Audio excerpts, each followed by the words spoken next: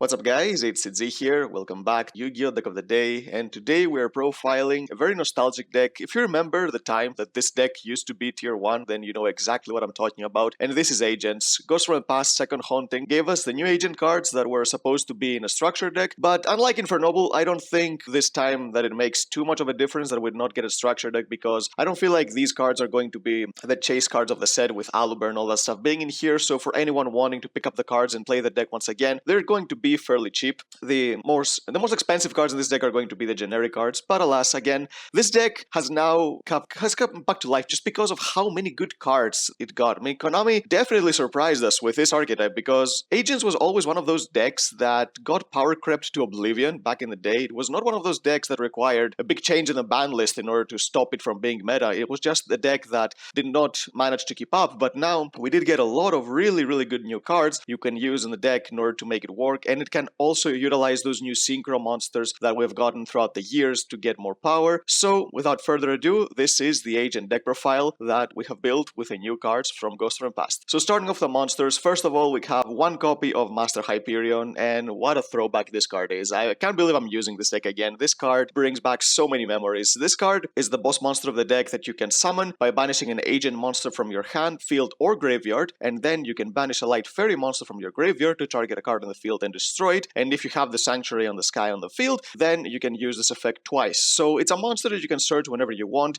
that will basically destroy your opponent's board and help push for game. More than one copies, right now it would be a break. Yes, back in the day we obviously used to play 3 because it's a card we wanted to see as soon as possible to close out games, but now the game has changed so much since then, so this card being a one-off is perfectly fine because it's a card that you don't really need to win, but it definitely helps you when you have the power to search it. One of the new cards that we got is a new boss monster, is the one copy of Majesty Hyperion. This is basically Master Hyperion but reverse. So you can summon this card from your graveyard, you can also summon from your hand, but most of the time you're going to be summoning it from your graveyard by banishing an Agent monster from your hand, field, or graveyard, just like Hyperion. And this card is a card that you're going to be sending to the graveyard with a new Link monster, so it's very easy to access. And once per turn you can banish a fairy monster from your hand or graveyard to target a card in either graveyard and banish it, and you can use this effect of course twice if you have Sanctuary in the Sky on the field. So both of these monsters, they're very easily accessible. Majesty Hyperion just a little bit more, and the thing is that most of the time you're going to be using these for their effects to banish or destroy cards respectively, and then you're going to synchro away with them because they're level 8 monsters, and you do have access to level 2 tuners in the deck, so you can go into Baron de Flor, which is an amazing monster for any deck that can summon it. So both one copy of these cards makes perfect sense. You can access them whenever you want. More than one of each, I think it would be way too bricky even now for this deck. Now moving on to the consistency cards, we have the Agent monsters. First we have 3 copies of Agent of Mystery Earth. This was always the searcher of the deck. When it's a normal summon, you can add an Agent monster from your deck to your hand, and if you have Sanctuary in the Sky, you can add Master Hyperion instead. This is why you only need one copy of Hyperion. She can search Hyperion whenever she wants because Sanctuary in the Sky is very easily accessible right now, which was something that was not the case back in the day, which is why nobody played Sanctuary in the Sky back in the day, because it's a card that alone did not do anything and only helped boost the effects of the rest of your cards. But right now, since we can search it, also even recycle it, we can play Sanctuary in the Sky in one copy, which can also help us improve our effect a bit. One of the new agents that we got is 3 copies of Agent of Life Neptune. This is an amazing card. Not only is this card an extender that you can discard it to special summon an Agent monster from your hand or graveyard, but it's also the searcher of the Sanctuary in the Sky, because if this card is banished, you can add a Sanctuary in the Sky from your deck to your hand. And how do you banish this? With Majesty Hyperion, of course, because you can banish an Agent monster to special summon itself from the graveyard. So Neptune is the one you're aiming to banish when you do that, so you can search your Sanctuary in the Sky and then improve your effects as well. We have 3 copies of Agent of Creation Venus. Of course, everybody knows this card. It's not something that's being played only in Agents. When Links came out, this card became much more powerful for anyone who was feeling lucky and didn't really mind playing 3 bricks with a Shine Balls in their deck to try to Link climb. But in this deck, it makes a lot of sense because you have so many copies of Venus. It's not just those 3 copies. You have ways to copy her effect, and you have ways to search her and get her from the field or graveyard as a special summon. So in this deck, it's not even a hindrance playing the Shine Balls because you have so easy access to this card that you're going to use her effect most of the time turn 1 in every single game, as long as everything goes according to your plan. We have 3 copies of Mystical Shine Ball. Of course, these are the bricks that you have to play when you're playing Venus, but again, these are fairy monsters, so worst case scenario in this deck, you can just normal summon 1. Even if you draw 2, you can normal summon 1, then go into a Link Spider and use the effect to summon the other one. So it's not the worst thing in the world, but still you'd rather see other cards. But even if you see these, there are stuff you can do with these cards, but the payoff that you get by playing these with Venus is absolutely ridiculous because the amount of Link plays you can do, and even Synchro plays, is extremely stream for this deck alone. We play one copy of Agent of Destruction Venus. Now, this is one of the new cards, not new that it came out right now, it came out just a few sets before, but the thing about this card is that it was almost too perfect, but the thing is that you can only use one of both effects once per turn, which is what made this card not so great. So what this card does is that you can banish a Venus from your graveyard to special summon her, and then she has the reverse effect of Venus. You can pay 500 life points and then summon Shine Balls from your graveyard to the field and then shuffle them back into the deck once they are used. Now, if you could use both effects in the same turn, this card would be a definite 3 because it would be so easy to use special summon her with her own effect and then start summoning the Shine Balls. But since you can only use one of those effects per turn, the thing with this card is that you are trying to either send it to the graveyard or search it and summon it in a way different from her own effect, so you can then use the effect to summon the extra Shine Balls, because if you summon her with her own effect, the best thing you can do with her is that she's a tuner, so you can go into Hulky Fibrex or do synchro plays. But the effect that you want her for the most is the effect to keep recycling your Shine Balls, so you can keep extending, which is why you want to play one and then somehow send it to the graveyard. You do have a lot of effects that can do that, or search it with Earth and then summon it with a different way, like with Neptune, or copy her effect with a new synchro monster way we got, and then you can use the effect to bring back your Shine Balls. And then if you still have Venus on the field, those Shine Balls that you put back, you're gonna summon them again. So you're basically summoning like infinite Shine Balls throughout the turn. As long as you have cards in your extra deck to keep going to, there's not a limit to how many monsters you can summon as long as you get this combo going. We have one copy of Agent of Entropy, Uranus. This card is an extender that you can summon from your hand if you have the Sanctuary in the Sky on the field, and it's a foolish burial of the deck. You send an agent from your deck to the grave, it copies its level, and it's also tuner, so you can use this for Hulky Fibrex, and the fact that it can manipulate its level means that you can potentially summon any kind of synchro. We don't play too many synchro monsters because I feel like when you're playing all these cards to keep facilitating Shine Balls, playing more Link monsters makes sense, so you can keep using these more efficiently, because synchro summoning with just Shine Balls is not possible because you don't have a tuner, but Link monsters, they don't really care, you can summon anything you want. Now, for the more generic type of fairy stuff that we play, and there are quite a few that you can play in this deck to make it more consistent, first we have 3 copies of Diviner of the Heralds. When people look at this card, they automatically think of Drytron and sending Herald of the Arclight to the graveyard, but this is not the case in the deck. We do send another card to the grave, and it's the one copy of Trias Hierarchia. Now, this card, it's a level 9 monster that you can special summon from your hand or graveyard by tributing 1 to 3 fairy monsters, and depending on how many you tribute it, it gets following effects. When you tribute 1, it just special summons itself. When you tribute 2, you can destroy a card your opponent controls non-targeting, and when you tribute 3, on top of destroying a card, you also get to draw 2 cards. Most of the time, you're going to be tributing just one monster, that being Diviner of the Heralds, because when she sends the Trias Hierarchy to the graveyard, you tribute her, she gets her second effect, which is something that you don't see often because Drytron prevents you from using her second effect. But in this deck, it's very important to summon the one copy of Didi Sprite. This is the level 1 fairy, tuner monster that you can summon with Diviner of the Heralds,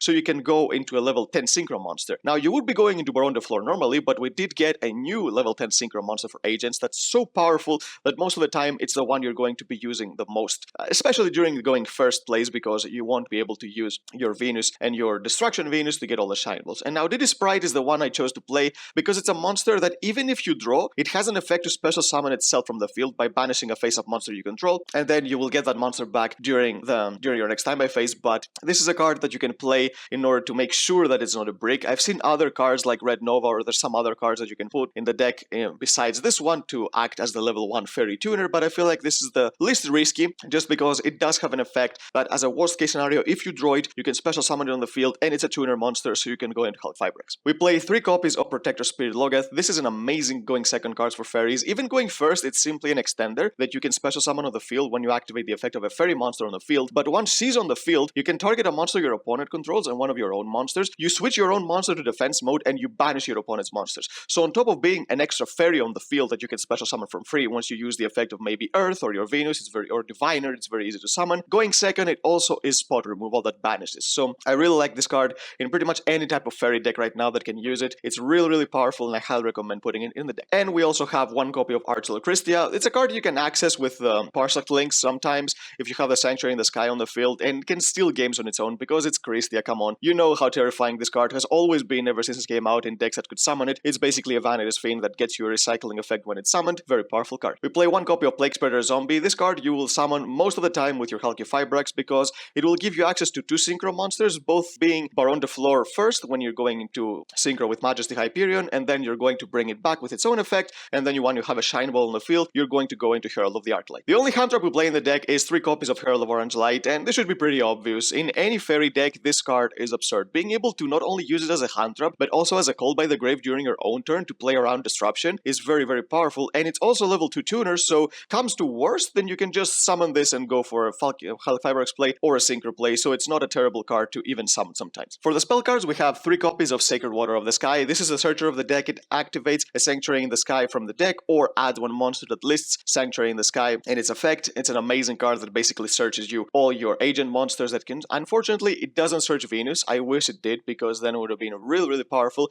but it doesn't matter too much because, again, with Neptune, you can basically search Earth or Neptune, whichever one you're missing. Earth is going to search your Venus, and then you're going to discard Neptune to special summon the Venus, so you basically do the same thing. We play 1 copy of Chorus in the Sky. This card, you pay 1,000 to target a fairy in your graveyard, you add it to your hand, and then if you have the Sanctuary in the Sky, you can add one of your banished Sanctuary in the Sky or one of your banished cards that lists from your to your hand. It's a decent one to play. It's a recovery card. You can play a Pot of Avarice instead of this card. Sometimes it might be more worth, but I feel like this card giving you exactly what you need is more specific, so this is why I prefer it over Pot of Avarice, but Pot of Avarice would be a good recovery play for this deck as well. We have 1 copy of the Sanctuary in the Sky. Again, I mentioned Neptune searches this very, very easily, so it's not bad to play. You get a lot of extra effects when you have this card in your deck, and the most important one is the one in the extra deck we have with Parsac Link monster, so you can search pretty much any fairy you want. So yeah, this card is amazing. We have 2 copies of Red Diffusion with 1 copy of Instant Fusion. There is a monster that we got recently. It's a level 2 tuner Vanilla Fusion monster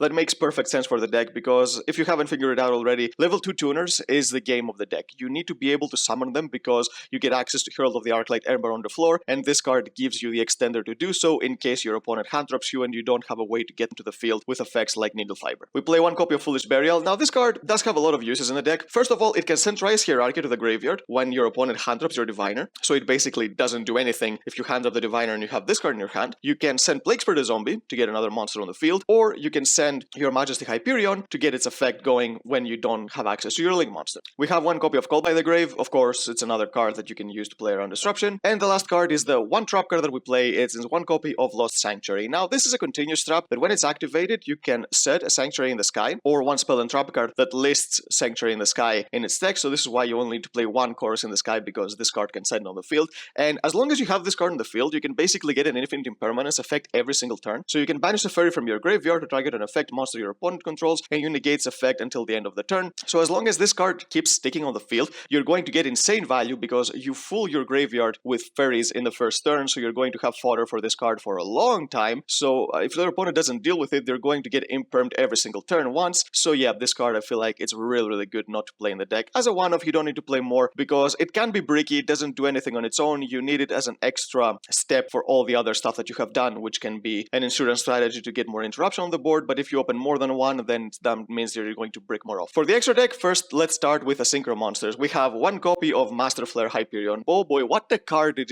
we just get for the deck? I mean, like, this card is everything that this deck could ask. It's a monster that can basically copy the effect of an agent in the graveyard, so you know that you're going to be copying Venus with this card. And the thing is, this is why Diviner is so good, because this is a level 10 Synchro monster, so being able to summon this with 1 Diviner is absurd. But not only can you copy Venus, but if you have already access to Venus, you can copy the other Venus, the Destruction Venus, so you can basically loop the Shine Balls and do all that stuff. On top of that, it's also a disruption. When your opponent activates a card or effect, you can banish a fairy from your hand or graveyard to target a card on the field and banish it. So it's not only a facilitator for your combos, but it's a card that you want to keep it on the field after you've done, because it's going to offer you more interruption. This card is absolutely amazing, and this is why I said that most of the time you want to be summoning this first instead of Baron de Floor, because not only will it give you something to banish, but it will also give you more plays because of its first effect. We have another new Synchro monster, which is the 1 copy of Executor of Hades Pluto. Now, this is a card that recycles Sanctuary in the Sky, so this is why you don't need to play more than 1. Even if your opponent deals with it for some reason, then you have a way to get it to the graveyard, so get it back from the graveyard. So this card says that once per turn you can banish a monster from your graveyard to target an effect monster on the field in Book of Moonit, and if you have the Sanctuary in the Sky on the field,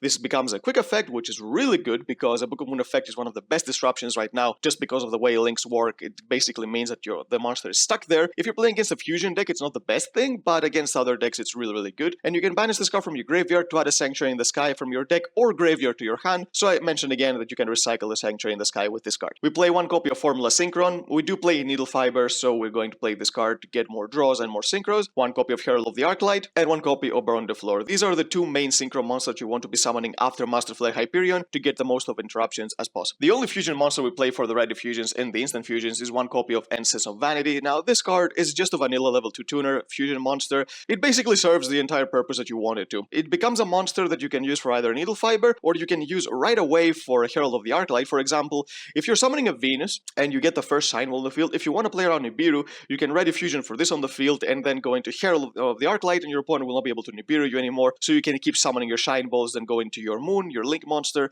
and basically get more cards on the field. For the Link monsters, for the Link ones, we play one copy of Link Spider. Because we do play Shine Balls, sometimes you want to Link Climb into more cards that need different names, like Appaloosa, so this card comes in handy. One copy of Almiraz. This card is here for the one card Needle Fiber play because you can summon your Earth and then you can search your Neptune, link away your Earth for the Almiraz, and use Neptune to bring Earth back, and because Earth is a tuner monster, you can go into Needle Fiber this way. We play the new Link monster, which is one copy of Guard of the Ancients Moon. Now, this is a Foolish Burial, and it needs 2 fairies to be summoned, so you can send most of the time your Majesty Hyperion to the graveyard, and then she has an effect that you can tribute a fairy monster to target a card your opponent controls and destroy it, and the monster you tributed is most often the fodder that you need to banish to bring back the Majesty Hyperion, so it's not even a cost to basically get rid of a card. You basically get a monster that you're going to get back regardless. We play one copy of Halki Fibrax. Of course, as long as this card stays away from the ban list, we're going to keep using it in a lot of decks, and fortunately in this deck we don't play Auroradon or anything like that, so it's not like it's in danger of the ban list, because with a new reprint, we basically no guarantee that Halki Fibrax is not going anywhere for at least another format, so you can keep using it in decks like this. We play one copy of Herald of Mirage Lights. This is another disruption you can summon when you keep spamming your Shine Balls, because it's a spell and trap negation that you can use by sending a fairy monster from your hand to the graveyard, so it's a very free monster you can summon. One copy of Masquerena, another monster you can summon when you keep looping your Infinite Shine Balls, which will go into more other cards. We play one copy of Celestial Nightlord Parsec. This is a monster that basically facilitates Christia when you have the Sanctuary in the Sky on the field. You're not going to be summoning it too often, but when you do, and you know that you're going to be summoning your Christia, it's a game-ending play against a lot of decks, because we know, again, Christia is auto-win against a lot of stuff, so this is why this card is here, but you're only going to be summoning if you have the Sanctuary in the Sky on the field. I don't feel like it's worth summoning too often unless you want to go for this game-ending play. Otherwise, it's much better to go for Moon, go for Mirage Light, go for Fibrax, go for Masquerena, because committing to a Link 3 that also discards a card, it's not the best thing unless you get the full value out. We play one copy of Nightmare Unicorn, mainly because of Masquerena, but it's a really good card going second as well. And the last monster, one copy of Appaloosa. Again, it's another monster that you can summon when you loop your Shine Balls, which is why Link Spider is here to give you some different names, so you can summon this and get more interruptions on the field. So yep, that's the deck, guys. Agents, I feel like it's a really fun deck, and it's been such a long time since we've seen this deck see any kind of play, so I'm pretty sure that people are definitely going to pick it up for the beginning of the format once people start realizing how good this deck is, and who knows, maybe this deck is actually worth topping some major events, but for that, we'll have to wait and see. So for now, if you have any other ideas of what we can do with this deck, you can comment down below. Let's make this deck as the best as we can possibly, because I feel like this deck has so many options, and fairies in general have so many good generic cards that you don't really know anything as long as you playtest with everything. It's not possible, so I'm counting on you guys. If you have any other ideas, if you figure out any other plays that you can do with the deck, please comment down below. I want to make this deck the best version of itself, so yeah, please, let's help each other out with this, because it's a deck that I really want to make good just because of how fun the deck is. So yep, that's the deck, guys. If you enjoyed it, give it a thumbs up, subscribe to the channel so you don't miss our upcoming content, and we'll see you next time.